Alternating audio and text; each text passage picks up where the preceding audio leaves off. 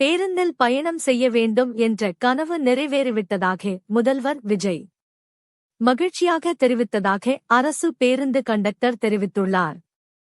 127.21 கோடி ரூபாய் செலவில் 300 புதிய பேருந்துகளின் சேவையை கொடியசைத்து தொடங்கி வைத்தார் முதல்வர் விஜய். பேர் கேட்டாரு, பேர் டெலிவரி ஆகும்னு சொன்னதுக்கு ஓகே பிரதர்னாரு.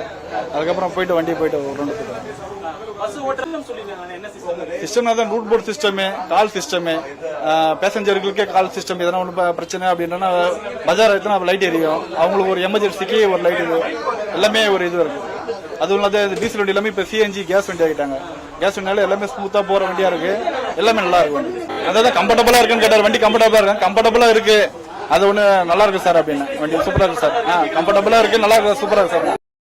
சென்னை உட்பட 6 கோட்டங்களில் 164 டீசல் பேருந்துகள், 134 சிஎன்ஜி பேருந்துகள் என மொத்தம் 300 பேருந்துகள் பயன்பாட்டிற்கு வரவுள்ளது.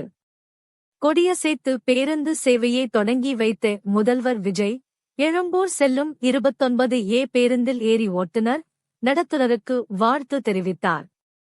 அவர் சிறிது தூரம் பேருந்தில் பயணித்துவிட்டு மீண்டும் தலைமைச் செயலகத்திற்கு சென்றார்.